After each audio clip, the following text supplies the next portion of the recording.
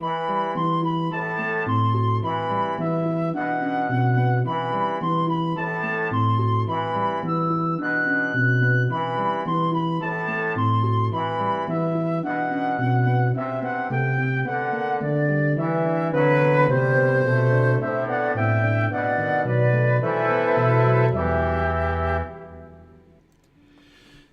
evening and welcome back to Exploring the Lord of the Rings. This is session number 262, and tonight I think we're going to be spending most of our evening tonight on the knees of Caradhras as yet. Much to Gandalf's discomfort, but we won't stay there for very long as we begin to flee from Caradhras. Tolkien, I agree. Mountain 1, everyone else 0 at this point. That's right. Okay, so quickly before we begin, just I wanted to give a Moot update because we have some exciting events coming up. We're really, this past year and a half have been we've been kind of transitioning back into Moots, and now we are. We're kind of in full flow at this point. The coming year's calendar from this coming fall through next spring is it's getting pretty full. It's getting pretty full. So we have one moot. We have two moots that are approaching here in the next couple months. This month in May, we have our first ever Canadian moot. We're going to Toronto for Maple Moot on the 20th of May. So I encourage you to sign up for Maple Moot. You can still, we still have opportunities for people to present if you want to present. You don't have to be there in person to present. Sometimes people ask this. We often have had people presenting while attending remotely, and that is that's also perfectly cool. So no problems there. Anyway, so this is going to be fun. Really looking forward to hanging out with the folks from the University of Toronto Tolkien Club who kind of got in touch with us, and we've organized it together. So that's going to be great fun. Looking forward to getting up to Canada. We've been talking about a Maple Moot for a really long time, and we are. I'm excited about that. Right, Bob says, sadly, the wrong end of Canada. That's the problem about doing a Canadian moot, Bob, is that Canada's very large. There's really no convenient location in Canada that is convenient to the rest of Canada. I mean, so we're kind of doing the best we can there. We might, though I will say there are rumors that we're looking at heading out towards the other end of Canada. We are working on a potential follow-up to Maple Moot in Alberta next year, which would be a lot of fun.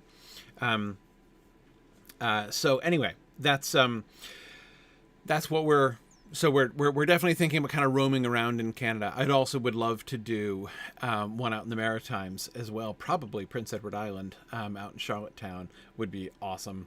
I'm a huge fan of Prince Edward Island. My family spent a lot of time there, and we have some friends there. So we might we might go out to PEI. My first response when I was thinking about PEI was like, man, PEI, like, that's convenient to nobody, like, apart from people who live in PEI. But then again, then I was realizing, but again, like, no part of Canada is convenient to the rest of Canada. So there you are. And April, you're absolutely right. We could totally do some Anne of Green Gables stuff. I've read a good deal of Ella Montgomery myself, and would be delighted to talk about LMM while out there. It'd be fun. Anyway, it's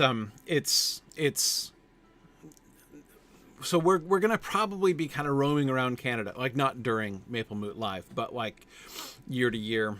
We're probably not going to do Maple Moot in like the same spot every single year, but we may roam about Canada. So Alberta probably next, maybe PEI, who knows. And after that, of course, after Maple Moot on the 20th of May comes Myth Moot, our big gathering down in the Washington, D.C. area, Leesburg, Virginia, to be precise, near Dulles Airport. We are back at our old venue, looking forward to evenings around the fire pits again, and getting lost in the bowels of the conference center and everything else. It's going to be great fun. So that is, it's, so Bjorning, you mentioned a moot on a train. We've actually talked about that. Rail moot is a real thing that we've actually been considering. How much fun would that be, right? To just get reserve a big train car and get on, I can, ride the train up and down the East Coast or across the country or whatever. That would be so cool. I would love to. We could stop and pick people up in different spots and everything. It would be awesome. We've also been thinking about. We've begun to think seriously about the possibility of doing a moot on a cruise ship. Also, a cruise moot would be pretty awesome. Probably something down in the Gulf or the Caribbean. That would be pretty cool. So those are things we're definitely considering. No definite plans on that yet, but they definitely are things we've been talking about. Anyway, Myth Moot is going to be the last weekend in June. Marvelous time. You can join us remotely if you need to. If you can make it, I strongly encourage it. It is such a wonderful weekend of community. Just getting together. It is the annual, sort of time with my tribe that I really, really value. That is. Yeah, really. So the schedule should be going up soon, and the lodging should be available soon too for Myth Moot. Both of those are coming up relatively soon. I see. Rin and Green Great Dragon are suggesting Olmoot for the name of the cruise moot. Right? Yeah, I see that. The voting for the next Mythgard Academy book, Nancy, should be up soon. There was the winnowing of the finalists recently, so the finalists should be posted for voting relatively soon. I'm not sure exactly when, but that will be coming soon. We're not in any immediate danger of finishing War of the Jewels, so we have a little bit of time still, but it will be coming. So in the fall we have a whole bunch. We're in the fall and winter. We're planning a lot of really fun moots. We've got several definitely planned. Definitely Cascade Moot in September, which will be out in Portland. First time to the Pacific Northwest. Can't wait. I've actually never been myself at all to the Pacific Northwest, so it'll be my first visit as well as our first moot out there. We're gonna have so. Go lady, I can tell you, if we have a moot in Philly, we're not going to call it Eagle Moot. Anyway, sorry, a little football rivalry issue, but I'm working through it. So we're going to have Cascade Moot in September. We're going to have Mountain Moot in November, back out in Denver. We're having back in October. In October, we're having two moots. Back to Iowa for Middle Moot, and out here in New Hampshire for New England Moot.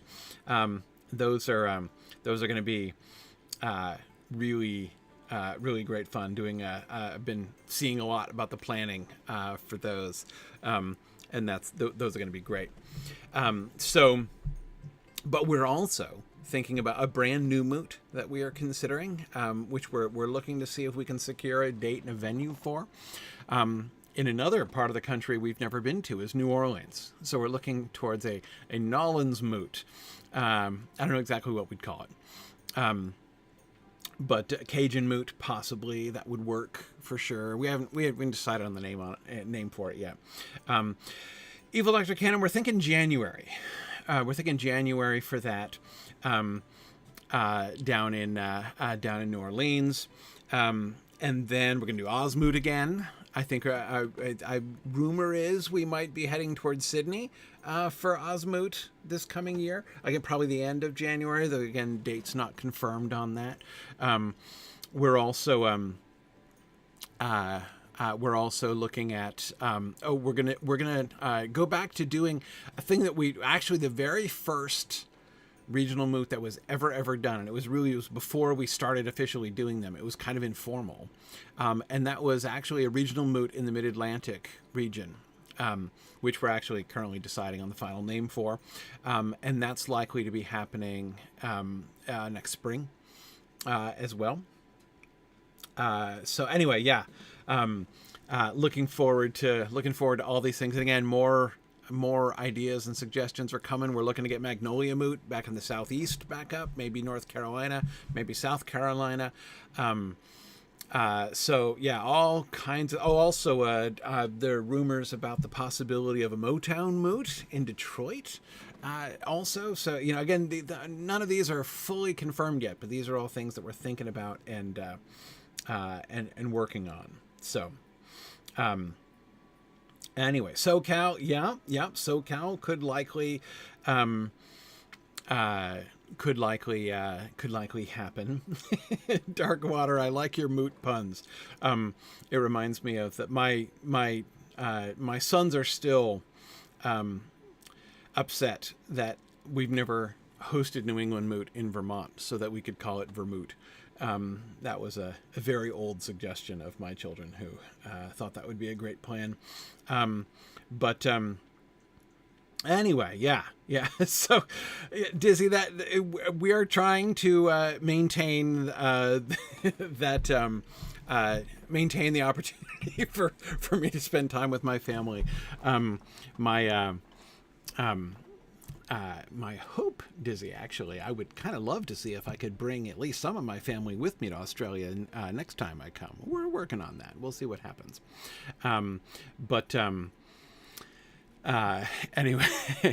Anyway. Oh, and another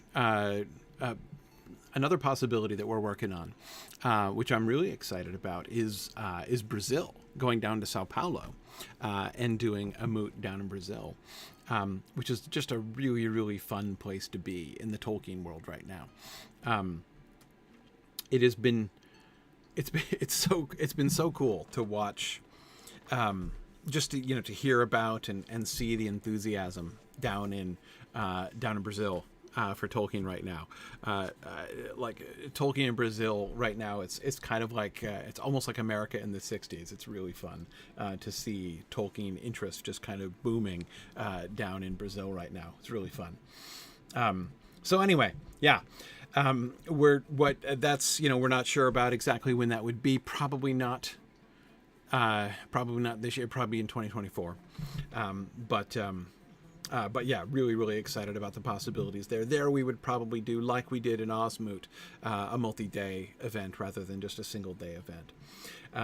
But anyway, really, really cool. Lots of really fun opportunities. So lots of moots upcoming. In the meantime, go to blackberry.signumuniversity.org and you can click on the events page on the home page of BlackBerry there, and that'll show you all of the moots that are currently open for registration. And we've got a bunch of them through the fall. We've got most of them through the end of the year now up and ready for through the end of the calendar year, that is, of 2023, up and ready for registration. So I would encourage you to go and check those out. Yeah. Bjorning, you don't suppose Milwaukee would be up for hosting in the near future? You never know. We could wander about. And yes, Kunk Tater, whose name I still love. Yes, there was a Buckeye Moot last July. We had Buckeye Moot, and it was in Cincinnati, is where we held that. Yeah.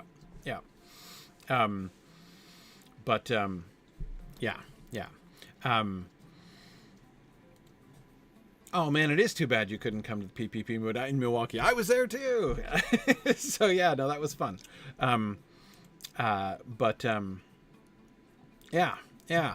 No, it's I'm sorry. I'm sorry you couldn't make, especially if you live in Milwaukee. That's hard. That's hard. But who knows? We might wander back around there. I mean, again, if we're getting up to Detroit, we might be able to, wander across and come down to Milwaukee, come down the the west coast of the lake. Yeah. Okay. Anyway, just wanted to tell you guys about some of the fun, exciting things that are coming up. And again, remember, coming up soon, Maple Moot in Toronto on the 20th of May, and Myth Moot coming up at the end of June. Those are the really big ones. Then it's going to be a little bit of a while. We're going to have a little bit of a Moot hiatus until September when we get out to Cascade Moot. And then things will kick up for the fall season. Anyway, there we go. So let us get back into the text now. Here's the bit of this passage that we peeked ahead at last week. "Enough, enough," cried Gimli. "We are departing as quickly as we may." And indeed, with that last stroke, the malice of the mountain seemed to be expended, as if Caradhras was satisfied that the invaders had been beaten off and would not dare to return. The thread of snow lifted. The clouds began to break, and the light grew broader. As Legolas had reported, they found that the snow became steadily more shallow as they went down, so even the hobbits could trudge on. Yeah, I'm going to come in again on that sentence. As Legolas had reported, they found that the snow had become steadily more shallow as they went down, so that even the hobbits could trudge along. Soon they all stood once more on the flat shelf at the head of the steep slope where they had felt the first flakes of snow the night before. I got twisted up in my F's. Soon they all stood once more on the flat shelf at the head of the steep slope where they had felt the first flakes of snow the night before. Man, the alliteration in that sentence. The morning was now far advanced. From the high place they looked back westward over the lower lands. Far away in the tumble of country that lay at the foot of the mountain was the dell from which they had started to climb the pass. Okay. All right. Yeah, Burra Hobbit with both S and F. Yes, absolutely. Soon they stood on the flat shelf at the head of the steep slope where they had felt the first flakes of snow the night before. Yeah. And then again, as soon as you notice it, Bob, right, it just jumps out at you. The lower lands, right, back westward over the lower lands. It felt the first flakes before, far advanced from the high place, far away. You keep getting, they don't come as rapidly as they do at the end of that sentence. But once you get kind of triggered, right, once your ear gets triggered on that, it's hard to miss them, especially when they're starting sentences like this. Yeah. Well, Bjorning, I mean, we were thinking a little bit last week about the, well, if not purpose, the effect of the alliteration. To some extent, I really do think he can't help it. I really think he can't. I think he can't help himself. I think he just does it. And I'm not 100% sure that he's always fully conscious of doing it. But, I mean, we talked about last time how it creates certain patterns. How it... Now, he's not... It doesn't seem to me that he's here doing the thing. That he seemed to be doing in the last passage, where he was coming close, at least. He was doing something that was quite like actual Anglo-Saxon poetic meter. I don't see Anglo-Saxon poetic meter going on here. But the mere mellifluousness of the prose, right, is certainly one effect. The creation of sound patterns, and the thing is, it's much more noticeable if you read it aloud. But of course, he knew full well that the majority of people who read the book were not going to be reading it aloud. And honestly, even when you're listening to it aloud, you notice it when you are actually doing the reading, right? But when you are not doing the reading, when you're just listening to it, I don't find that his alliteration jumps out at me all over the place when I'm even when I'm listening to it, like when I'm listening to the audiobook recording of it. It is most of the time it's fairly understated. I felt the first flakes of snow. That last sentence is not particularly understated. But most of the time it is. And when he does do it, I think, so we were talking about last time the ways in which he seemed to be using, sort of playing on particular sounds. Remember that Tolkien loved to think about the effect that certain sounds have on people. He loved that kind of the feeling of words and sounds. He loved this in his poetry, but he loves it even in his prose, to think about how to shape the sounds of words so as to create certain effects.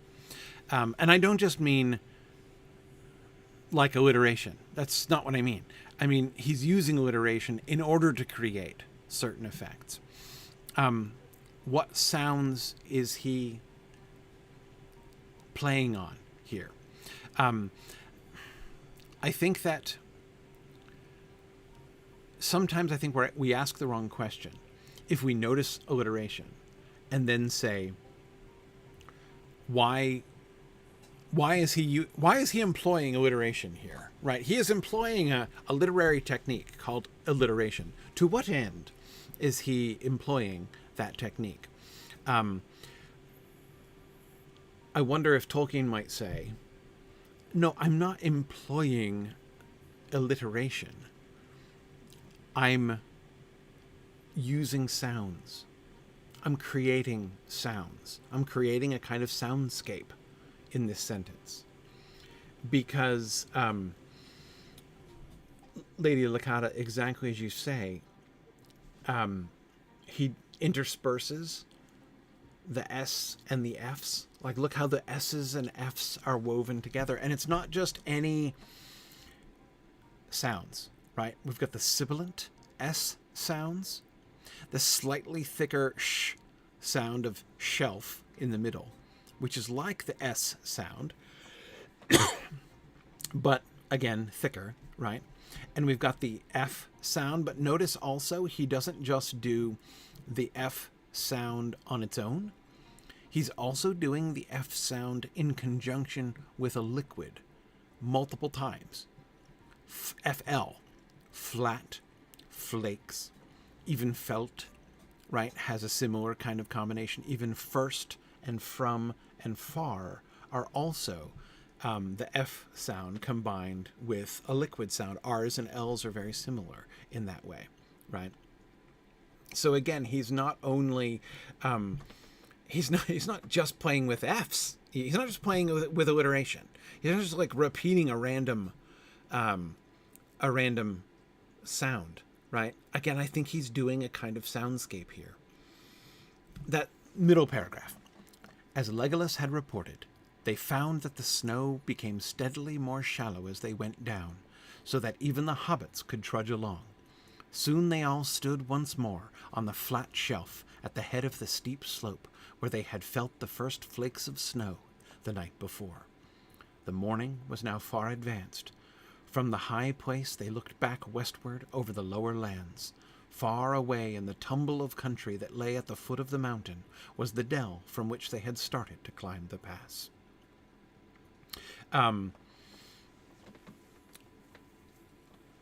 So the kind of dominant colors that he's using, if we use painting as a metaphor here for a moment, right?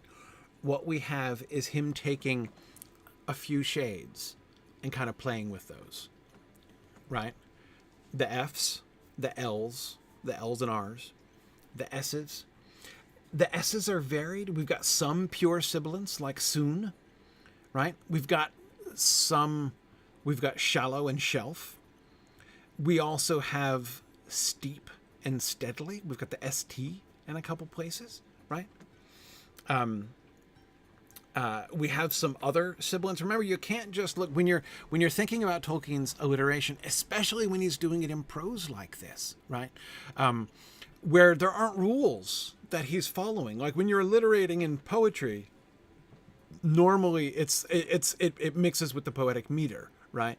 But here, so like the word westwards is also a very sibilant word, right? The west words, both of the S's in that word are very audible, right? I mean, it also has the W sound twice, right? But in some ways, in the context of these two paragraphs, it's the S's in westwards that stand out to me even more.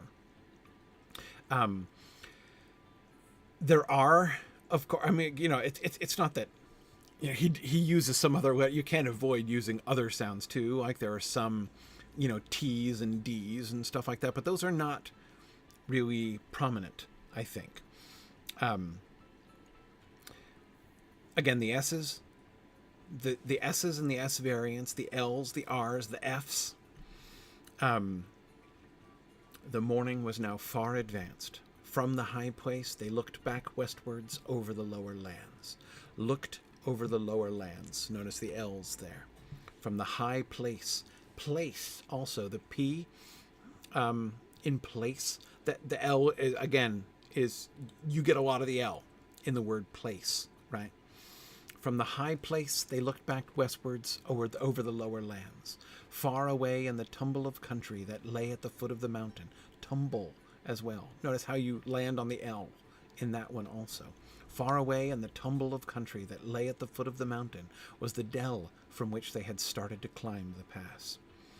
Lots and lots of L sounds in that paragraph.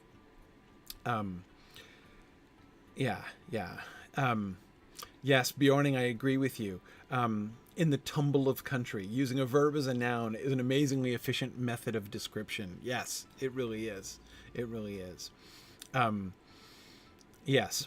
The tumble of country. Yes. Vardendil, I agree. Tumble of country is a sort of internal slant rhyme that's used consistently in errantry. Yes. Notice, of course, that the tumble of country they're looking at, by the way, is the land that they were traveling through. We got a lot of description of that land on the ground when they were there, right? The tumble of country is where they were. I mean, that's Holland that they're looking at, right? Like where they were, hiding, from the birds before they started out, right?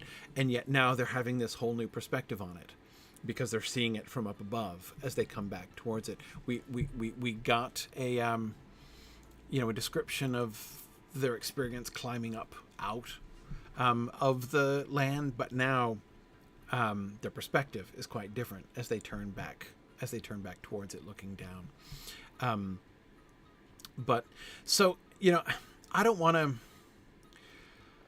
On the one hand, I don't want to go too far in laying too much emphasis on the alliterative effects, but at the same time, I'm also not sure you can lay too much emphasis.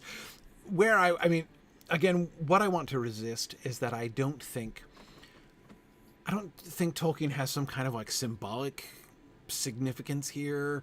I don't think that we're supposed to be looking at the exact patterns of things and stuff. Again, I would encourage you to think of it as more like a kind of a soundscape. If you can train your ear to be sensitive to what are the dominant patterns of sound. Again, think of them, it's almost like colors, right? When you're looking at a painting and you're like just kind of feeling the blues and greens, right? You get this cool painting with all these shades of blues and greens and purples, has a very different effect on you, right? Than a painting, which has a lot of like orange and red and yellow, right? And of course, even those things can be varied very significantly, right? And have, with depending on how they're deployed. And I think that Tolkien deployed sound similarly. It's not exactly the same, but I do think it's kind of similar. And so it would be fun to sort of train our ears. I'm not sure how much success I would have in trying to translate into words. It's really hard to do it with paintings, isn't it? I know some people are better at it than others. I don't find all art historians perfectly successful in doing this. Like, I know that there's vocabulary that you can use, that art historians have developed over the years to talk about paintings and the way in which color works and the kind of impact that has. And that vocabulary is often helpful. Not always, I think, but often helpful. But the thing is, these things like painting and music, part of what makes them special is that you can capture things in those media that you can't so well in words. So I'm not sure we're going to be able to capture it. And I don't think it's as simple as him trying. Now, I do think when we were looking at the alliterative shape of the paragraphs in the previous slide, there did seem to be a sort of superficial similarity between the soundscape that he was building in those paragraphs and the sound of the slithering snow. I just did it again with the sibilants, right? With the sound of the slithering snow as it came down the slope. Those kinds of things I think are going to happen. And I don't think that those are not intentional. Like, I suspect that Tolkien was thinking in that way. But at the same time, I think it would be too crude merely to say that that's the effect that Tolkien is trying to, that he's just trying to emulate the sounds that they're hearing around them in the words. Sometimes I think that he's doing that. But I don't think that is all that he's doing. I think there's some times in which Tolkien believed, okay, I was about to say a controversial thing.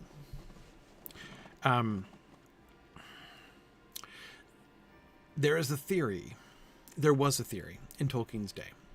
And people, linguists and philologists will know much more about this than I do. But there was a theory that there was some kind of intrinsic link between sound and meaning in different languages, and as languages develop over time, there was a sort of a theory or belief that there were some patterns of connection between sounds and meaning that could be demonstrated, like that there was some kind of intrinsic, almost objective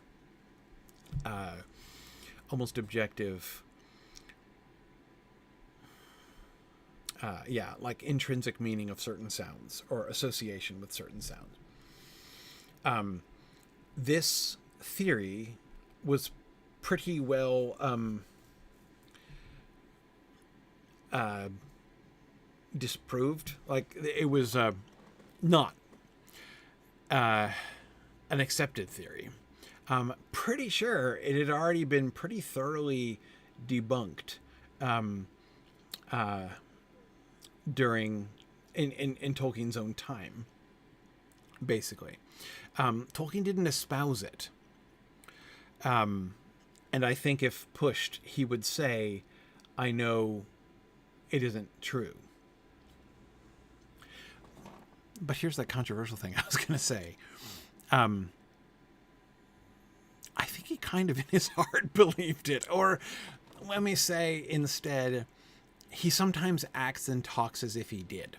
He didn't, officially. He knew there were lots of exceptions to it, and it doesn't really fit. It's something, I think, more like yeah, he wanted to believe it, but it's more like I think he wished it were true, basically. Is this crit fic? Not exactly, Bjorning. This is a conclusion I'm drawing based on things that he said and stuff when he's talking about his own languages, talking about other languages. I think it's a discernible pattern. I'm not speculating about his motivations for things. I'm just saying that many of the things that he said and did suggested that he did believe in some kind of connection. Or again, not that he believed that it was objectively true in the history of human languages, but almost like he thought it should be true. If you see what I mean. Like, yeah. Darkwater, the idea that it was somehow true in the subcreation of Arda, yes. Yeah, it does seem to me. Did C.S. Lewis believe it? I think C.S. Lewis might have been closer to believing it, mostly because C.S. Lewis wasn't as good of a philologist as Tolkien was. Also, C.S. Lewis was so much readier to play fast and loose with things than Tolkien was. Yeah. But in any case, yes, Dolorous Stroke, the stuff that we can read in the History of Middle-earth about elf language and how that developed, those are some of the places where I think you can see this kind of idea sort of creeping in, right? You could almost say, and I don't know that this is a thesis I could defend, but since I'm much more like C.S. Lewis than Tolkien, I'll say it anyway. It seems almost to me that one of the things that Tolkien was doing in his subcreation was building a world in which this might or could be true. In a sense, yeah. Well, think about it like this. Yeah. Bjarnasonar, I agree. It's also way more mythological to say these words mean this because of fundamental principles of the world rather than just to say, yeah, they're just arbitrary sounds. Exactly. Think, for instance, about Tengwar. I've been learning Tengwar recently to my very great delight. Thank you, Evil Dr. Cannon, and Chad from Texas, who taught me at TextMoot. And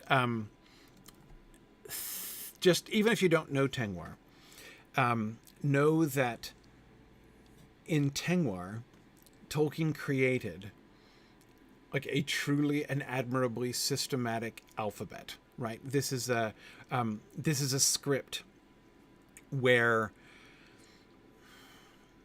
things work and make sense. There you go. Scott's been doing some practicing. I would practice reading that right now, but I'm not going to get distracted, Scott. But in any case, what he built was something where, like, our alphabet, like the Latin alphabet, is this, what's that phrase, Matt?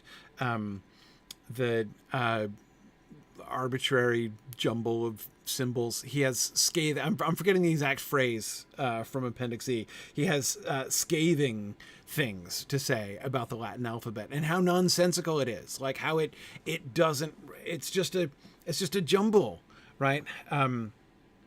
Haphazard series of letters. Yeah, exactly. There's no correlation. There's no clear correlation between the shape of the letter and the sound of the letter. There's no, you cannot tell the relation. Like you would never even know, that the letter F and the letter V have anything to do with each other, much less that they're practically the same sound, except one voiced and one unvoiced. They're just in two random parts of the alphabet, and the shape of the letters have nothing to do with each other. Like all of these things, he's like, no. I want to invent a script made by people who thought about language, right? And for whom it makes sense, right? And I kind of think that in a way, as we see him explicitly doing that with his invention of the Tengwar script, I think that we see him imagining something like that. That theory that there's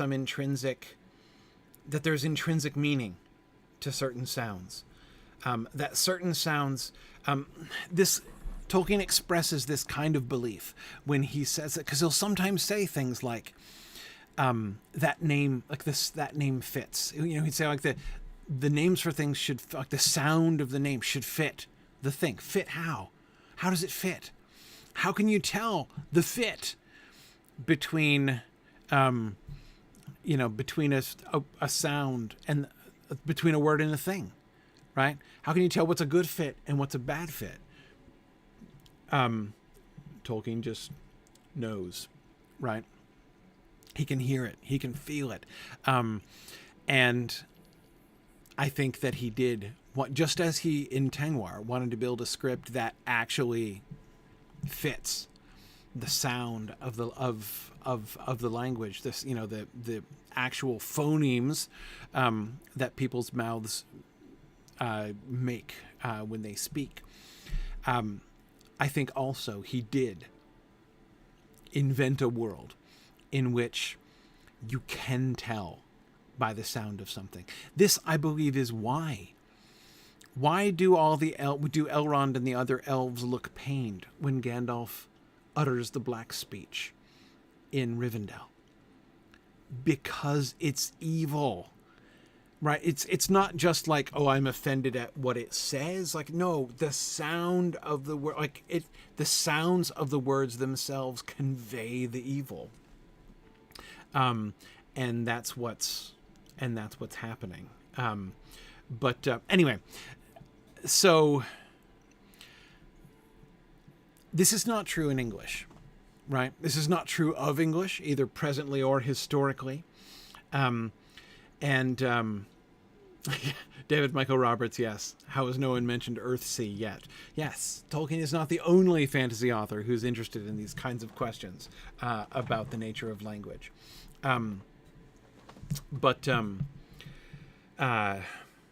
Anyway, so back to the alliteration and things in these two paragraphs, which is where we began here. And this all has been coming back down around to this. I do think that it is not merely that when Tolkien is doing alliteration, he is sometimes being onomatopoetic, right? He is sometimes using onomatopoeia, namely imitating the sounds of things through the sounds of the words, right? I think that there was an onomatopoetic element. Sometimes I wish there were a simpler word than onomatopoeia for that phenomenon, but more often than not, I'm sort of delighted at the excuse to use words like onomatopoetic more frequently. Iconicity, yeah, that would be the technical term, right? Be honest, and I know you would know, that was the name of the theory that I was talking about. Iconicity, right, is like the concept of the iconicity of words, or the iconicity of sounds. That was the thing. That was the discounted, disproven theory that Tolkien kind of in his heart wished were true or felt should be true in some way. In any case, Tolkien does not just use, I think, the alliterative effects in his prose onomatopoetically. I think that he is also using them to invoke things, right? Again, like a painter chooses a particular color palette for a particular illustration in a particular description to convey a particular mood, I think, even. He will I think that really does help him to shape the sounds of his prose, the dominant patterns of sound that he brings out of his prose, in order to create certain effects. And I don't know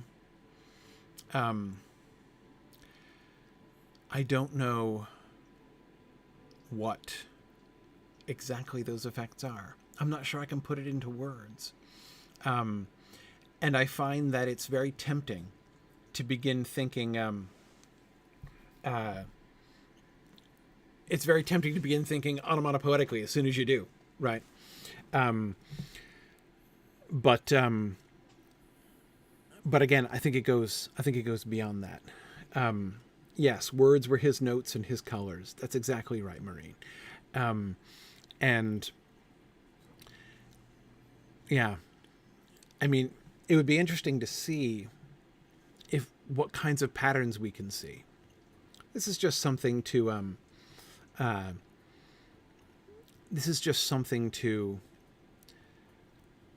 consider as we go forward. Oh, Nancy. Yeah, I don't think I'm going to get away with skipping any of the appendices in the book. But we'll see. I can't wait for the chapter of my book on the genealogies, on appendix. What is it? Isn't that D? I think that's D. Or is it C? I forget. Wait, which one is the calendars and which one? I can't remember. Anyway. Yeah.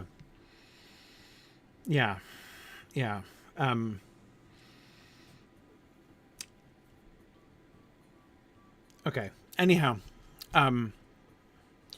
by the way, can I just add the discussions that we've been having about the alliterative patterns in Tolkien's prose in the last 2 weeks has really opened. I've never really thought about this much before. I mean, there have been times when, that Tolkien loves to use alliteration is something I've often noticed.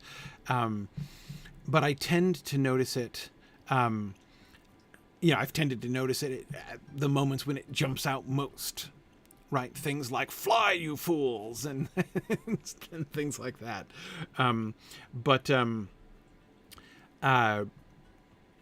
But even just but that the patterns are so deeply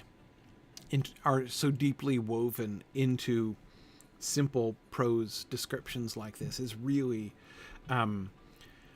something that I've never really noticed to the extent that we have in the last couple weeks. Yeah.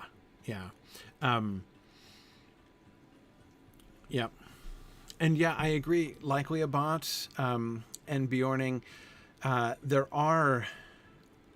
I do think that these kinds of effects are for people who are in any way, are like to any extent attuned to it, and it I think is usually quite subconscious.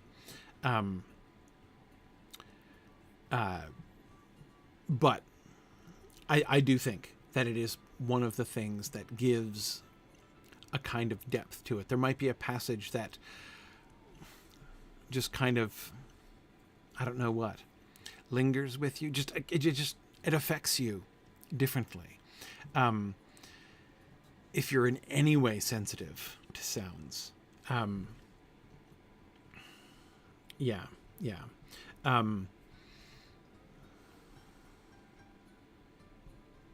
One of the things that I now really want to do,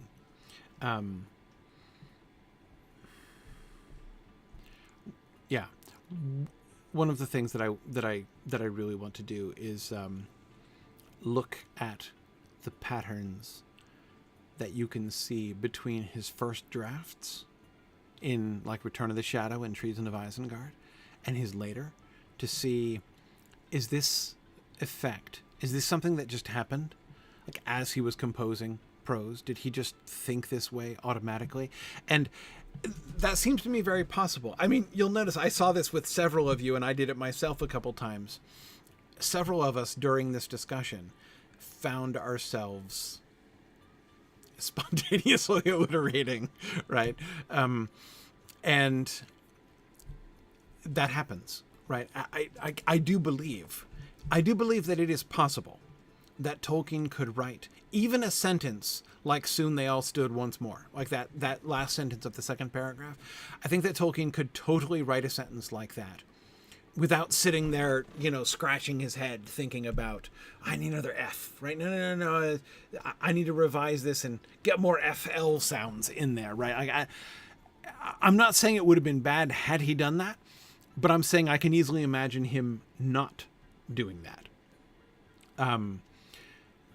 I think that it could very likely emerge almost spontaneously. So I'd not be shocked to see things like this happening, even in the very first drafts that he was writing. But I would be very interested to see if in his revisions these effects were being augmented in any kind of systematic way. It's a question. It's a question I've never asked before. It's a question I'm not aware anyone has asked before. It would be really interesting, wouldn't it? How many alliterative passages like this have we missed already in the previous chapters, Bob? Don't even think. I haven't been thinking about that, right? How many times in exploring the Lord of the Rings have we been like, well, unfortunately, we have to go back and start again now because there's this whole other thing that we've been missing this whole time. Exactly, Nancy. It's time to go back and start again. That's exactly it. Yeah. So evil after canon, I'm afraid what this means is we have to slow down further. We're going recklessly fast, right? So yeah. But anyway, well, we'll keep moving forwards. But this would be, what a fascinating study this would be, wouldn't it? You could do a whole thing. You could do a whole color-coded version of the text, right? I'm imagining an electronic text of the Lord of the Rings highlighted in colors that are keyed to particular sound patterns, right? So that we could see where he's using some of those same notes to see what patterns emerged. If we could find, I need to get James Tauber on this. Hey, calling the Digital Tolkien Project. Colors keyed to particular patterns. It's exactly it, Gildolivan. It's precisely what we need. Yes. Because it would be interesting to see if we could begin. I think that seems to me the only way we could sort of begin to put our fingers on what is the sense, what is the meaning he was invoking here. What's the mood? Just as, again, if you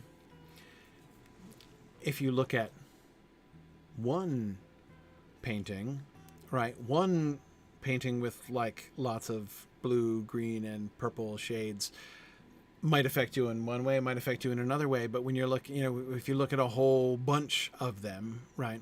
I'm just thinking of a wonderful day that my wife and I spent in the Museum of Art down in Boston recently, and it was just such a long day of just sort of feasting on paintings, just sort of taking them in all day long, and spend almost the whole day on paintings. And the patterns you begin to see, right? It's like you can begin almost to feel. It's hard to articulate, but you can sort of feel the vocabulary, right? It begins to sort of take shape.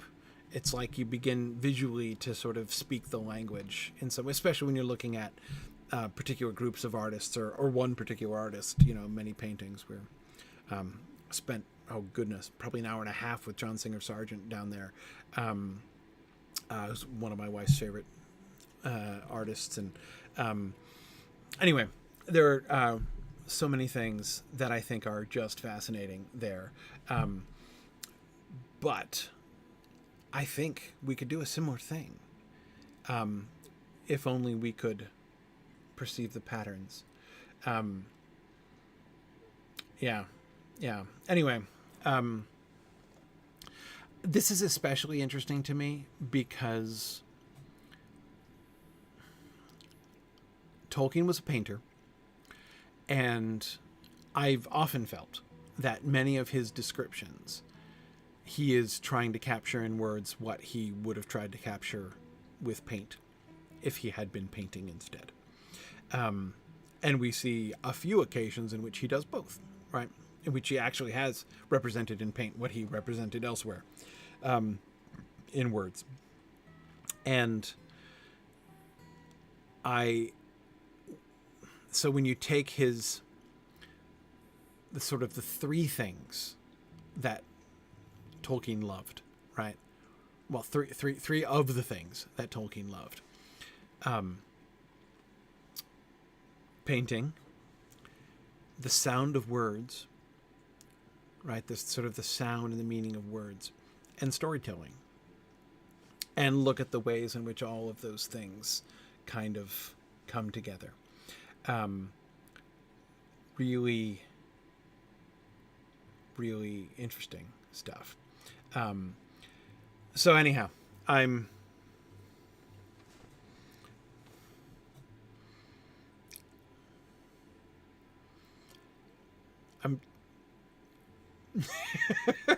sorry. I'm just like, my own brain is racing with, this is me grappling with,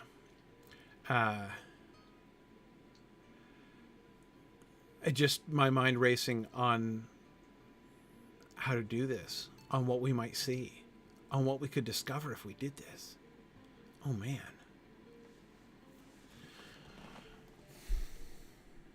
What a fun line of... We got to get some visual art people into this conversation, some music people into this conversation. We have a whole moot where we talked about this. But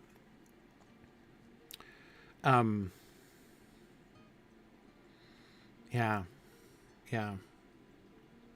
Some rappers too.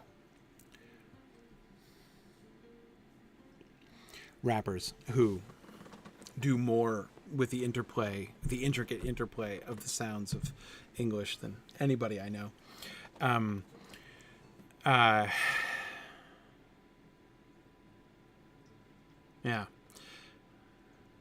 Yeah. Oh man. Wob, Rakim, one of the greats. Absolutely. Anyway, so sorry. Yeah, no, I have to tear myself free of this or else it will get too big. And I don't have time to do any of it anyway. But that's the fun thing about doing this together as a community, is that I can see things like this that would be incredibly fun to study, but which I know I don't really have time to study. I'm not going to be able to do that.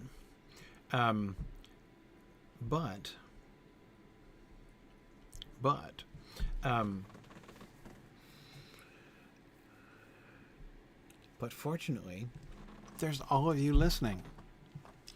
There's all of you listening who can make it happen.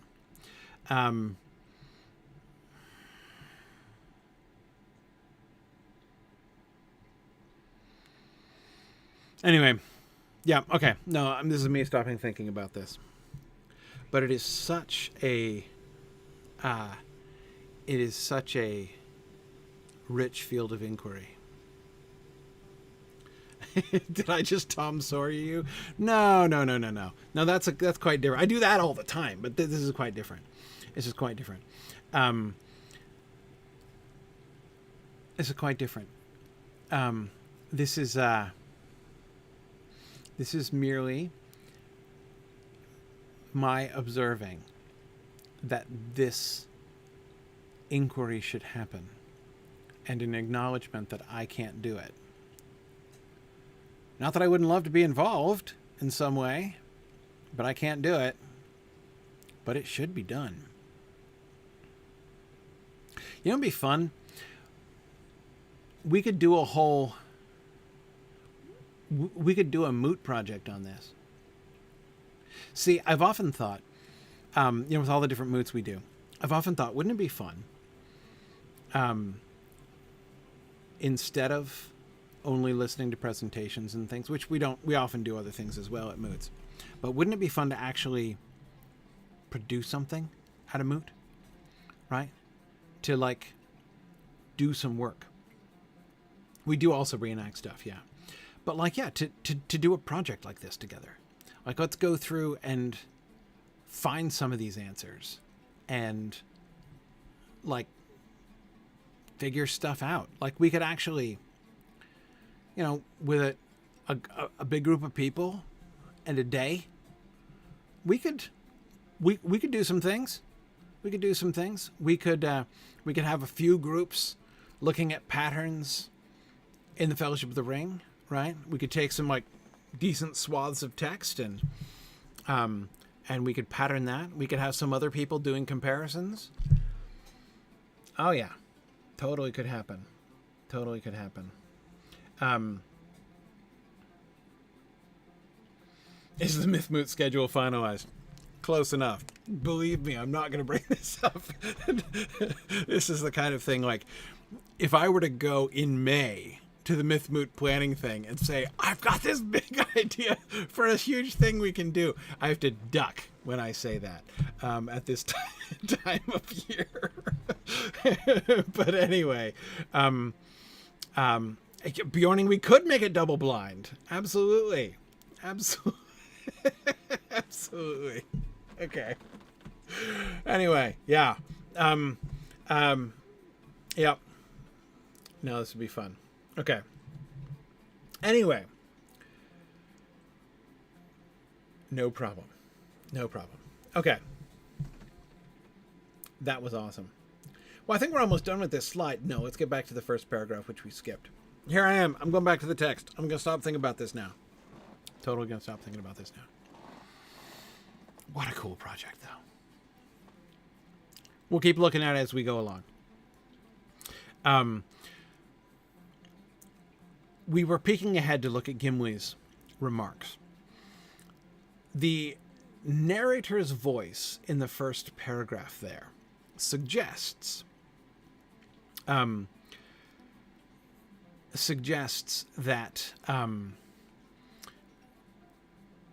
the narrator, that Gimli believes, and the narrator believes. So we're looking at Gimli's thing because we were talking about what does Caradhras want, right? What does Caradhras seem to be suggesting? Gimli's interpretation is that the message that Gimli is receiving from the mountain is we are departing as quickly as we may, right? He's like, get out. And he's like, okay, we're going. Stay off, right? And the narrator seems to agree. And indeed, with that last stroke, the malice of the mountains seemed to be expended, as if Caradhras was satisfied that the invaders had been beaten off and would not dare to return. By the way, I really love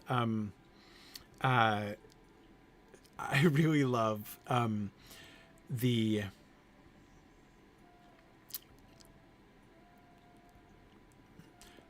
almost every clause in The Lord of the Rings that begins with the phrase "as if" is really fun. I love Tolkien's "as if" clauses. So notice, by couching this as an "as if" clause, he is not asserting that this is true. He's not telling us that, in fact, Caradhras was satisfied that the invaders had been beaten off and would not dare to return. He doesn't tell us either that information, that the invaders had been beaten off and would not dare to return, has been communicated to Caradhras, nor is he saying necessarily that Caradhras is responding with pleasure to this. But it's as if that is the case, right? Tolkien does this a lot, and it's a lot of fun when he does this, right? He suggests without actually asserting. Remember that throughout this passage, there has been this kind of diffidence. Gimli is 100% convinced, right? Gimli knows that Caradhras is alive and that Caradhras is doing this. Others, such as Aragorn, have, you know, left that open, but not, you know, they've neither confirmed nor denied, right? Remember, Aragorn did his I can neither confirm nor deny statement when he was like, I do call it the wind, but that does not make what you say untrue, right? This is, the narrator is putting us in a similar kind of place. But the as-if statement, by the way, it's kind of like, it's not the same thing, but it's kind of like when Tolkien uses phrases like, it is said that, right?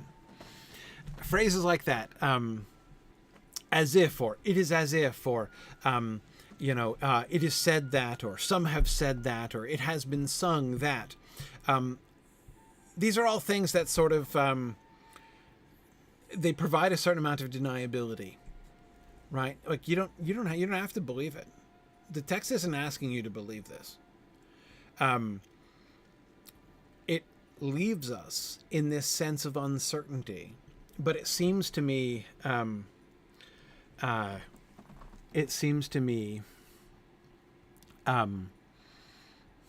know, it seems to me a pleasurable kind of uncertainty, or a pleasurable degree of uncertainty, right? It maintains a level of mystery while openly inviting us to imagine these things. Tolkien does that a lot. There are times when he is asking us to believe particular things, right? Extraordinary things. But this is why, there are some people who think there's not really much magic or any magic in Middle-earth. I've seen people maintain that. Scholars maintain that there isn't really any actual magic in Middle-earth. In my opinion, that's going well too far. But the mere fact that discussion can be had, I think, is a tribute to this inclination that Tolkien had of leaving things kind of open, right? He invites us into secondary belief in the narrative. And there's this like further invitation, right? To believe that there is a spirit in this mountain. Now, again, on one level, there's little reason to disbelieve it, right? There doesn't seem anything. I don't see, like, looking at the patterns in the text, the other things that we have seen. We've done a lot of comparison to Old Man Willow, as he's a pretty, for several reasons, I think a reasonably good comp for Caradhras here. But even Goldberry and Tom Bombadil themselves, might sort of make us think in this direction. There are lots of reasons Caradhras fits in a lot of ways. And yet, Tolkien doesn't force us to believe it, right? He leaves it there for our imagination to take or to leave, really. Likely about, I assume the very wise avoid making definite statements, especially about the motivations of mountains. Yeah, I think, as you're implying, likely about, I think it is quite possible that this might be one of the reasons why the elves say both no and yes, right? Maybe because clear and definitive answers are not quite as simple, right, as that.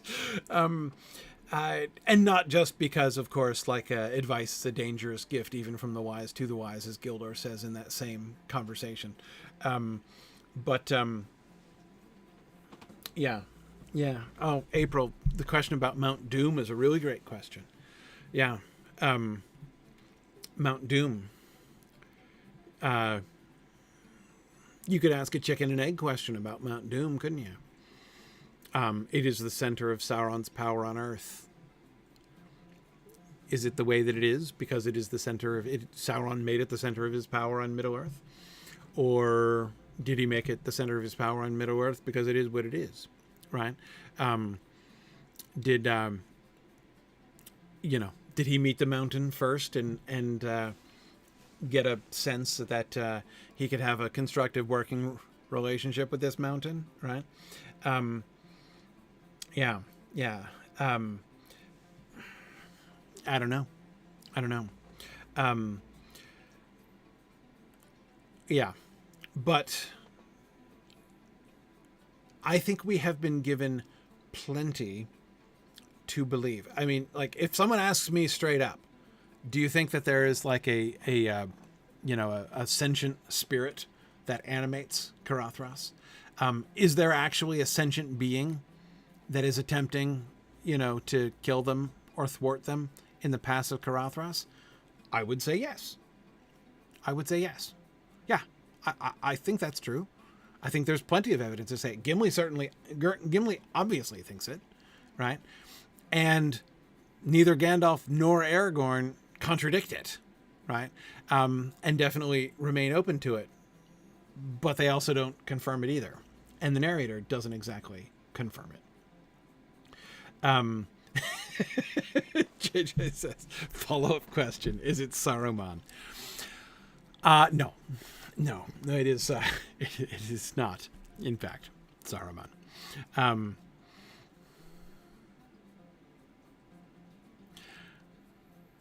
I still think that was the loudest I laughed the first time I saw, the hardest and loudest I laughed when I first saw that movie. But anyway,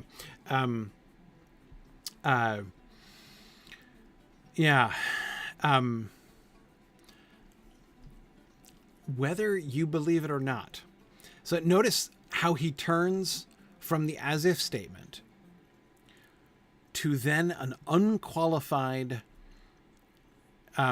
with no further context other than the as if statement he's just made, a simple statement of external fact.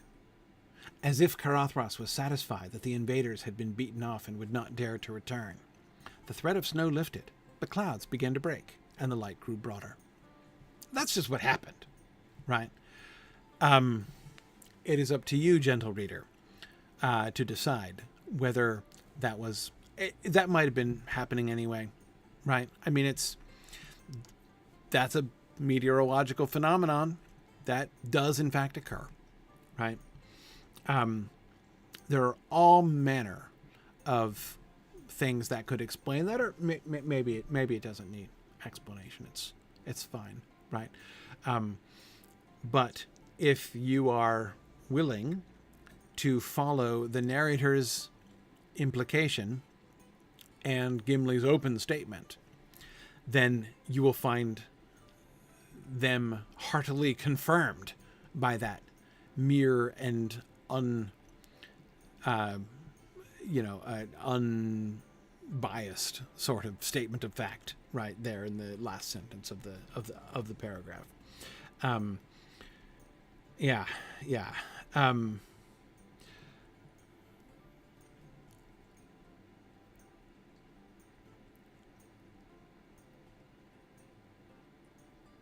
Now I'm trying to avoid the sound stuff. They're looking back westwards from the high place over the lower lands. And they see the dell from which they started to climb the pass, right? This is, on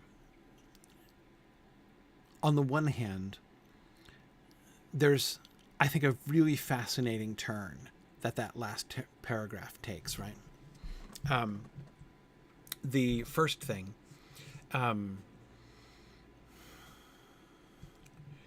first we're just getting the relief, right? The relief that is pointed to in that last sentence of the first paragraph on this slide, right? The threat of snow lifted, the clouds began to break, and the light grew broader.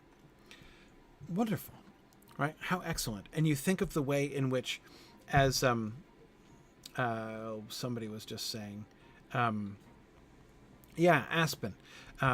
was just saying that the broadness, the word broader, which is a slightly unusual word to use to describe light. The light grew brighter, we might expect, right? The light grew, but broad is not a very common adjective used to modify the noun light, right? I'm not saying it's unknown, but it's not the usual one. And Aspen is pointing out, and I think quite rightly, that remember how limited and enclosed their world was. Not only how they were fetched up, huddled up against the cliff face, which was kind of leaning over them, right? And then the snow piling up around them until the hobbits literally couldn't see more than a couple feet away, right? Because they couldn't even see over the top of the snow as it was drifted up around them. So yeah, the whole world was kind of closing in and constricting around them like, some kind of, constrictor snake, right? Like the choking off their life and heat and light and hope last night. And so this idea of the light growing broader and them now being out to look the whole far away in the tumble of country. From a high place, they looked back westwards over the lower lands. Now they have this whole big vista. They can see all of the lands that they've been going through, right? They're looking back over this, everything that they've been kind of crawling around through. They can see where they, were shivering in the east wind that we looked at before, and the country from which they first caught a sight of this mountain, right? The red horn with the light of the setting sun on it. Now, so things are, so on the one hand, exactly as Aspen was suggesting, we have this great opening out of things and the marvelous feeling of relief that goes along with that. Piretta, so glad you could join us too, by the way. I like that. Piretta Blaze Feanaro says, the contrast between the light growing broader and the snow more shallow paints a vivid picture. Yes, exactly. It's almost like the morning after getting out of the barrow, right? Where they were returned as if from death to life. And remember the colors and the green grass, running naked over the green grass, right? As that not officially endorsed therapeutic method. But yeah, so much there, we got a lot of that was tactile, right? The release from the barrow. Here it's very visual, right? Yes, Bjarnason, I agree. It is as if the malevolent spirit's influence has been rolled back. Yes, it is.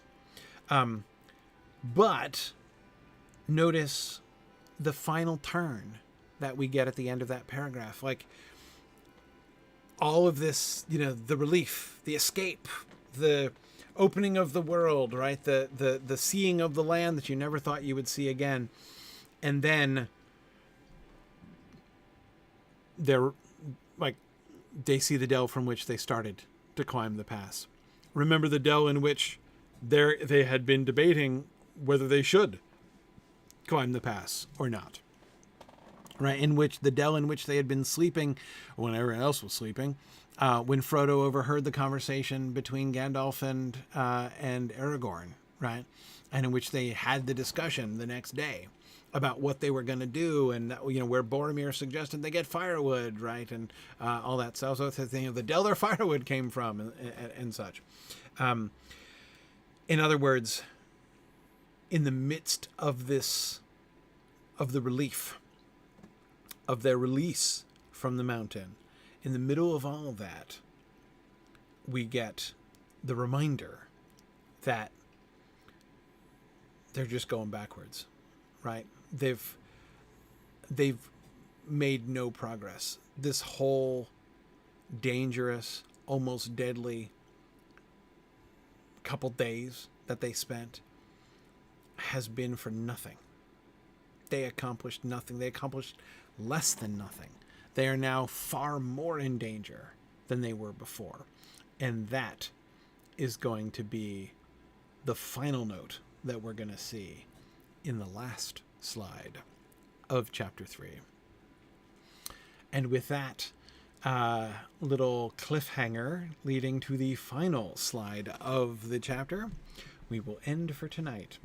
Abelard, I agree. They blew all their Miravor. Well, not all of it. They still have a little bit left. But yeah, exactly. Yep. Barry Deer wants to know how many weeks we've spent talking about their wasted time. Yeah, now I'd like to think that our time wasn't wasted looking at their wasted time, but yeah. Right. Our reward was the alliterations they made along the way. Silk Westcott. Yeah, I agree. Yeah. Okay. So we will see next time. We will look at the final reflections on what this as basically as the final paragraphs will pick up that last sentence, that last note of frustration and futility that we see there at the end. All right. We're going to go to our field trip now. Thanks, everybody who could only join us for book discussion tonight. Really awesome discussion tonight. I've got a new huge scholarly project that I am not going to do, but I'm also not going to forget it. So we'll see what happens there. But anyway, thanks for joining me tonight. Getting ready for our field trip here. How are you, Valora, this evening? I'm doing all right. Yourself, sir? I'm excellent. Any day. I was thinking, like, if the schedule's completely booked up, we always have the room of requirement. We can just grab a big pad of paper and work in there. That's true. Yeah, we can. We can have an ongoing project in the room of requirement at Moot. You're so right. Just like when we did the Rickroll translation. Yeah. That's right. That'd be cool. Mm-hmm. Looking forward to it. Yeah. All right, coming back in here. Almost there.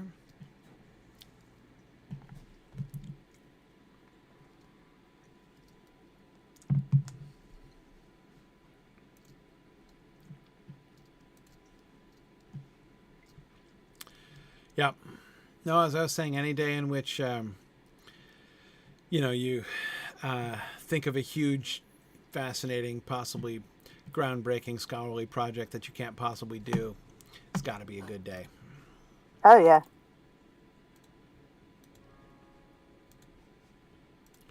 All right.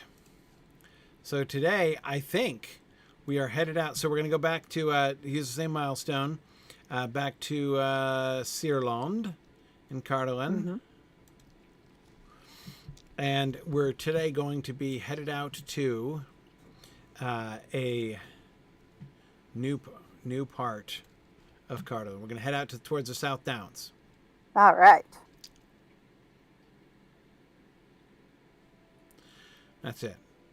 So we've explored, I think, almost everything to the west of the river here. Everything except the final approach to Tharbad, because I'm saving Tharbad for the end. But apart from that, we've done everything over there, and now we're going to head over, and we went up to the connection to the Lone Lands last time. And now we're going to head into the South Downs proper. Yes. Is the plan. And we found out where it linked up with Lone Lands last time. Yes, exactly. If I remember correctly, we go down this way. No, this is the pool. Hang on, I'm pointed the wrong way. Okay, there we go. This way. This is the way we go. Whoops, hang on. Losing my place. There we go. I'm all over the place. All right. Okay, so we head out back down the road. It really wants me to do that Crumbled Towers quest, which I've been resisting for weeks now. But I think this may be the last time we have to resist it. Okay, so we came out to this road and took a left and headed up towards the North Downs last time. Mm-hmm. This time, we're going to take a little jog south. Now this southward road here just goes down to, okay, hang on. This showing take a minute. I'm sure, he says confidently, because I'm sure we won't find like any new ruins down in this direction or anything. But let's just connect the dots, because this stretch of road we're not going to have much excuse to go on later on. That's definitely a cave up there, though. Oh dear. Well, hey, tell you what, actually, let's not go this way. It is a silly place. No, let's, because I forgot we are going to come back this way when we head down to Tharbad eventually. Oh, yes. So let's not get distracted. Let's head up into the South Downs. Yes. Okay, so this is the South Downs, which seems to correspond to the North Downs, right? Yes. The farmlands and fields attached to Bree. Yeah. And so that's kind of interesting, because of course the North Downs was like the center of the power of Arthedain back in the old days. Yes. So this really does help to solidify the idea. Now that is a very castle-y looking construction up on the hill up there. Yeah, wow, that one tower is going to fall over any day now. Yeah, that does not look safe. That is fighting gravity. A windmill. Ooh. Okay, that's not what I was expecting. A non-hobbit windmill. Yeah. Oh, let's go and see. This is that farm that we saw on the map, I believe. Yeah. Okay.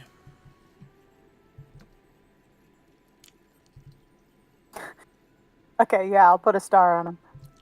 Oh yeah, sorry, yeah, I know. Yes, but who shall star the professor? Right. Okay, so old, but not very old, stone walls. Uh-oh. Oh, the farm is on fire. That's not good. It's going to make the architecture much harder to appreciate. Well, not really. The buildings aren't on fire, just the fields. So it's just a little smoking. It's still good. It's still good. Yeah. What is this random fire burning in the middle of the dirt here? These goblins are just like standing around. I'm going to assume that was a goblin that just caught on fire and just walked over here. Oh, I see. Blogmaul Defender? Blogmaul sounds familiar. I think we've encountered this tribe before. So it's yeah. That's odd. Is it really spontaneous combustion when he's like setting the fire?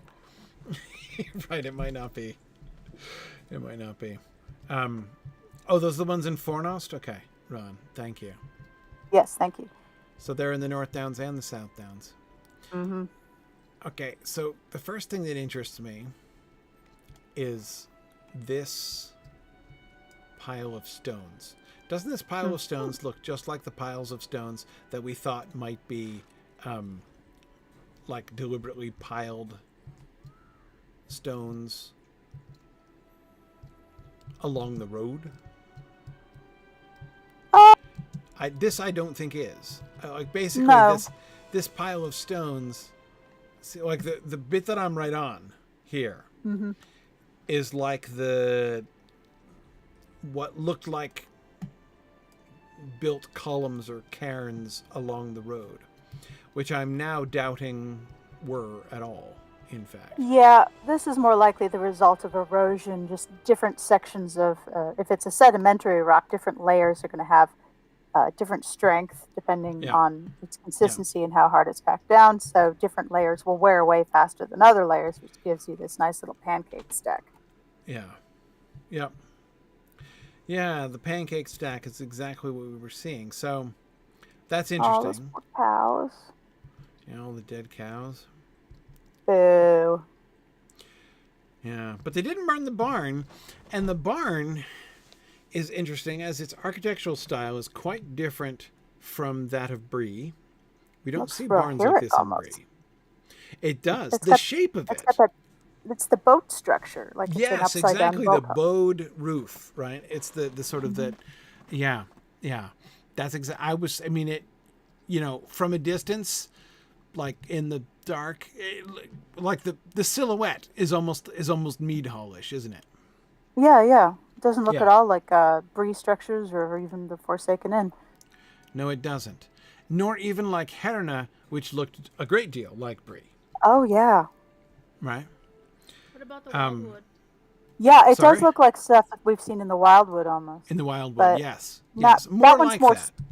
That one, I think, that was more stone, just simply because of what was available. Yes, and also this is plainer. Both this and like the little stable over here. Mm-hmm. We've got the same wooden sides and sort of slate shingles, but Mm-hmm.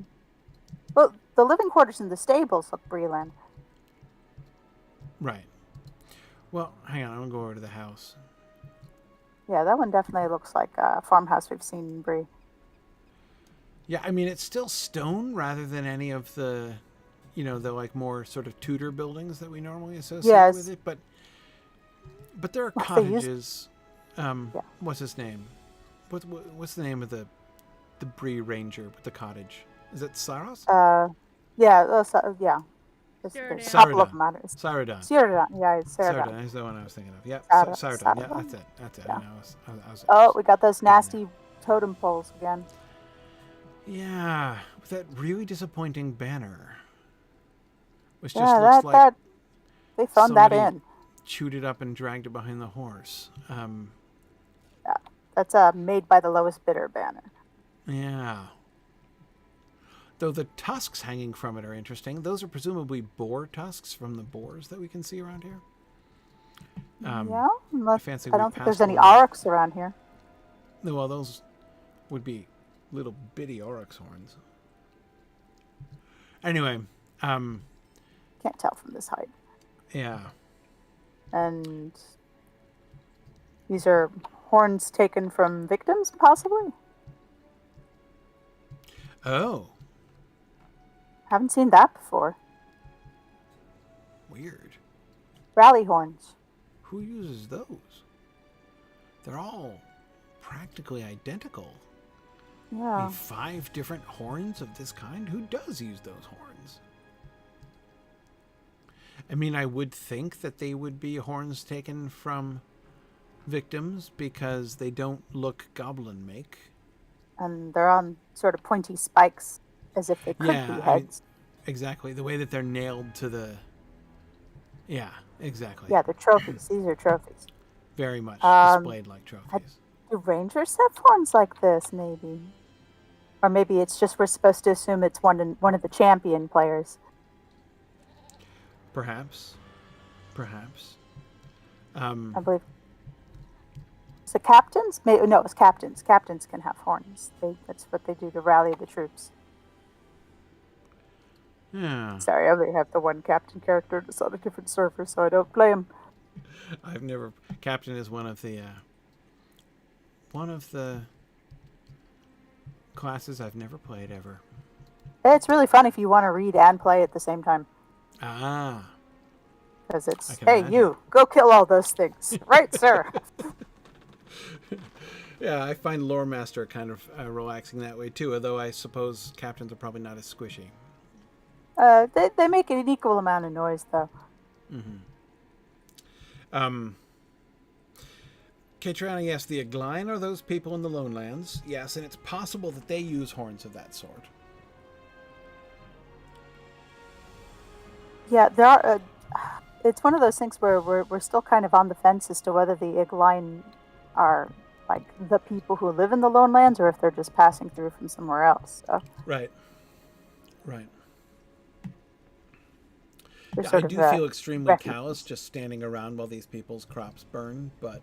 not much we can do about it. It really doesn't seem much that I can do apart from admire the architecture of the people that have apparently been driven out of this farm, if we hope for the best. I do kind of like the fact that this little crate is on fire at the top. That's kind of cute.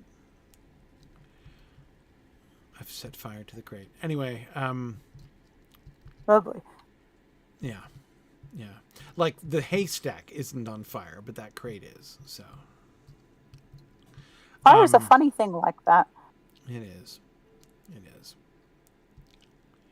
All right. Well, let's look. There's another farm over, and the next farm over What's sprinkling has over here? stable Oh, it's a master. buddy. It's an orc corpse. Huh?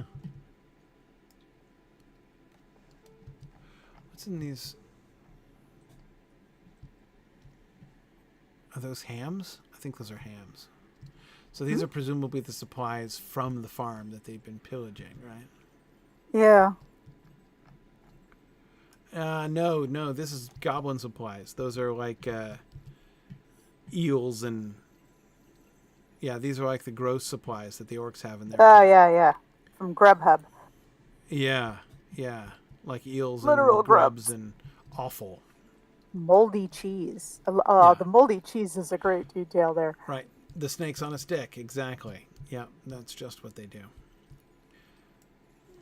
Okay, so let's head up to the next farm and see what we see there as far as... Of course, I'm thinking not in terms of the modern quest lines, but of the sort of regional history. Because just the evidence that we've already seen for the cultural difference between the folks who lived and presumably have for some time lived here in the South Downs, and even just back across the river in Herna, is really interesting.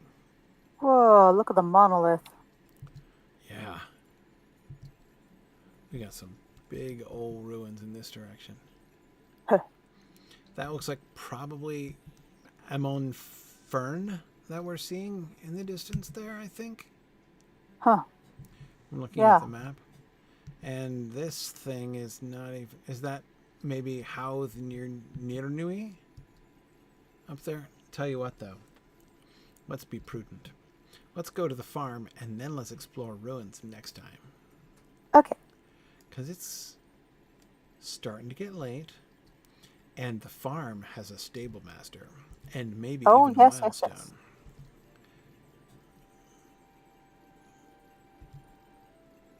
So let's see.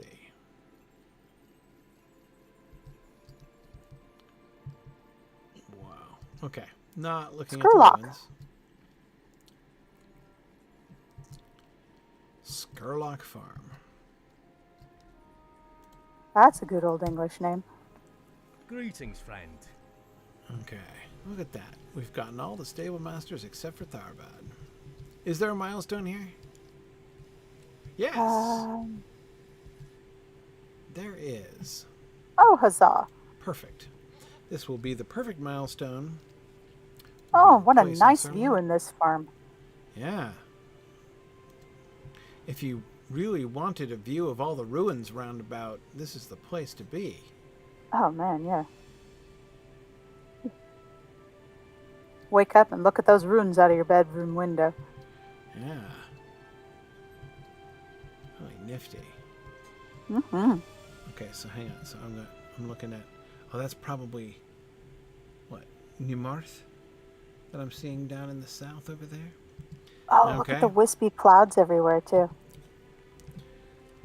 You're right. The sky is quite lovely. I should appreciate the fact that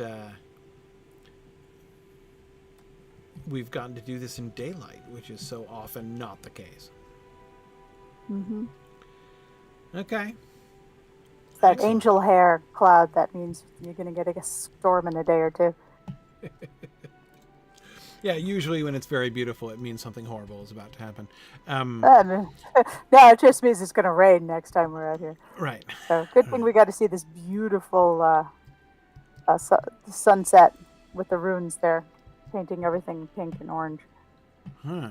So the last farm was on fire with goblins standing around in it, and this one is still nice and beautiful with just like disapproving women folks sitting there scowling at us.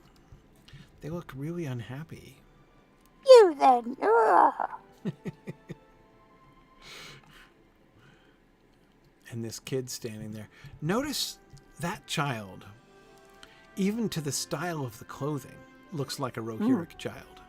It sure does. The haircut, the clothing, that like tunic and skirt combination there. Yep. With the undersleeves, really looks like a Rohirric child. Also, what did this guy Kendrew do to not be allowed to sit on the bench? No, he is clearly like he can't even get to the doghouse. I don't even know. What Yeah, is no, up with that. Bethan's like, nah, you can't sit here. I need this bench. Like all of it. Right. No, I'm This sitting is here. me when this I is wanted me to on the sit couch. there. Nope. No, I nope. wanted to sit there too. I'm sitting there too. Yep. I'm sitting everywhere. Nope. You're sitting on the ground now. Yep. There is some kind of unrest going on here. What did you do, Kendrew? Okay, so this, architecturally speaking, the stable looks just like the other. Now, notice that this house does have the beam and plaster sides, Yes. more like Bree and Herna. This seems to have more influence. Even the doors. It looks very much like the hunting lodge in Bree. Yeah. Well, the configuration certainly suggests that, doesn't it? Oh, and This the little round pane glasses too, in the windows. Oh, right. Okay, in the bow window over there. Yeah. Yeah. Those little Coke bottle tiles. Right. Yes, as opposed to the sort of diamond lattice work that we get in the upper story windows there. Ooh, eggplants. They're growing eggplants over here. Okay. And string beans and The healer's hard at work at something over here. We've got bees. grapes? No, they're thriving Good. here. Yeah, no, this place is. Uh-oh. I'm covered in bees.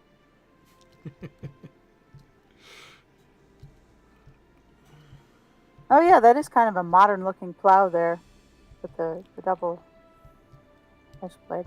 They have a plow? Right here. Well, Wait, where? Oh.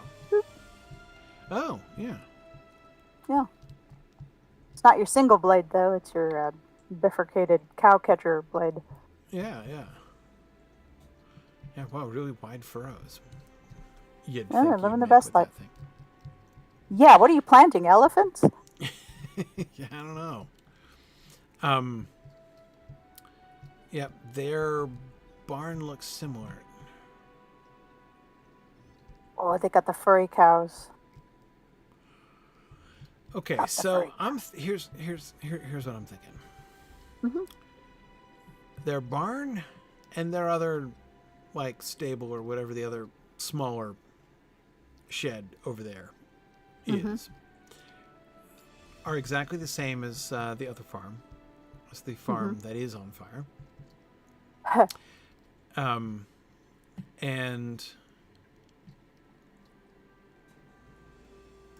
But the house is the difference.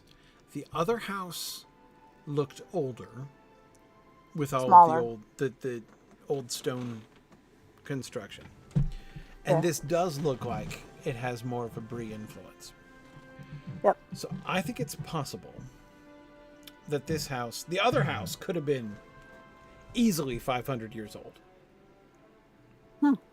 Conceivably. Right, I'm not saying it definitely is. But, like, if somebody told me that other house is 500 years old, I wouldn't be surprised. Like, old stone structures like that. In a place like this that's been around forever, you can totally imagine that. Here, I'm thinking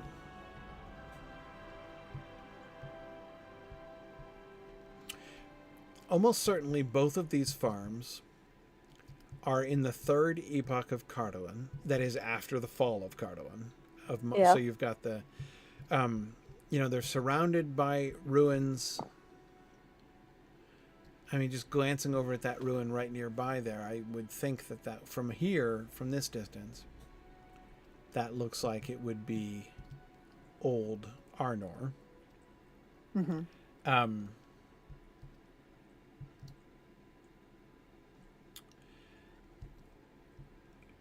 think that these two farms are both old. I think the other farm's a little older, or at least this house has been probably rebuilt. But rebuilt, this is where the difference in the architectural style of the house interests me, because it seems to have more of a Brie/Herna influence, right? And if Herna is, as I was thinking, a kind of southern Brie colony, right? People spreading out and moving south from Brie. If Herna was kind of an old satellite of Brie after the fall of Cardolan again, so you've got the whole Cardolan thing is done. The Arnorian civil wars are over. Cardolan is lost, and this is now empty country. And they come down and build Herna right next to the road, right next to the Greenway, as a convenient way of getting back up towards Brie and communicating and trading there potentially. These would be more outlying farms. But this is the one that shows this sort of more recent kind of architecture. Yeah, I mean, it looks fairly new. The only thing we got are the mossy stone, which might have been old foundation. Right. And the plaster's showing some wear and tear, but everything else looks brand spanking new. Yeah. Not even the windows are dirty. Right, that's certainly true. I mean, the barn doesn't exactly look brand new. I mean, this looks like it could have been there for some time. But when I say some time, it is huge. It is huge. It's a community center. We're huge. Yeah. Yeah, I know it's true. How bad winters do they get out here? Yeah.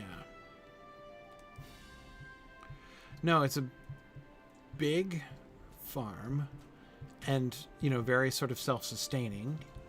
Got the orchards and the bees and the garden and the fields and the livestock, though they don't have many cows here. Mm-hmm. Hey, we got a pulley system with a chain on it. I don't think we've seen one with a chain before. But yeah. Oh, the cows are behind the barn? Yeah, well, the barn is certainly big enough for as many cows as you like. Anyway. Yeah. So I would think that these would have been these farms would have been built by adventurous people, probably after Herna was built. Mm-hmm. Right? Oh, we got sheep too. Look at this. Oh, and big casks. Oh, I bet half of that barn is just for holding casks and stuff. I think it's just where they keep the beer. And then, yeah, maybe. And the brewing, the copper tubs and everything. Yeah, possibly. Makes sense. Possibly. So they got short hair cows and long hair cows. Yeah. Yep. Yeah, so I think these would be like adventurous homesteading farmers who spread out into the now totally abandoned countryside. Mm-hmm. Which seems relatively lush, though rocky and rough. Yeah. Yeah, I agree. I agree, Rowan. It looks like they have both beef and dairy cattle. Mm-hmm. Most likely.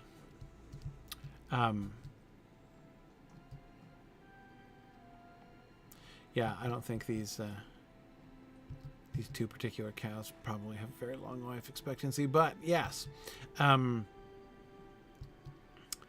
Yeah. And it's interesting, sort of quasi-symbolically, how this big old still thriving farm is now sort of nestled in this little dell with all of the ruins of old Arnor and old Cardolan all around it, visible on every side, right? Which is, yeah, they probably keep away because it's either haunted or just no good stone over there. Yeah, well, it's just like they're cradled and protected. I mean, it shows you also the difference in priorities, right? They're not exactly low down. I mean, they're fairly high up, as we saw from when we climbed up here. And also, given how far around we can see. But these are downs, right? That's what you would expect, to be able to see far from on top of a down. but they're not. This is, although you've got some pretty good views and we're not like very low, you can see how it's at a relative low. Nobody would have built a fortress here because you're on low ground compared to all the surrounding areas. That's, I suspect, part of why the ruins are all up on the heights and they're down here in the valley. Again, the point that I'm making is you can see the difference in sort of the overall culture of the region, right? To them, this is just abandoned land. There's no threat here. I mean, obviously there was no threat until goblins came and started burning down the farms, but that's obviously very recent, indeed, current events. Historically, well, they certainly don't have big pictures of towers or stars or anything anywhere. Right, exactly. Yeah, there's no, neither the buildings nor the situation of this farm seems to have been chosen with any interest in defense. They could have built a palisade wall, but they didn't. Yeah, except for the old road under our feet, which still has some bits. Yeah. Yep. No, you can still see that the paving stones have still been used. Absolutely. Yeah, we're further away from the Greenway now, but there were still, presumably the road to the Lone Lands was an old one too, right? That the fork there just to the southeast of Herna, with the main road continuing up through Bree towards Fornost, but the other one heading up to okay, well, here we are, and next time, so their forefathers were nothing but the vague patterns on the stones beneath their feet. That's right. Next time we shall return to Skurlock Farm, and from here we shall begin exploring all of these enticing ruins that we see round about. Many of which I believe are on the map, but some of which I think might not be. So, we shall return to Skurlock Farm, I don't doubt, several more times while we explore this area. Yes. In the meantime, I'll let folks go as it's getting late. Thanks, everybody. Thanks for joining us. All right, bye-bye. Thanks, Valari. Good night. Good night.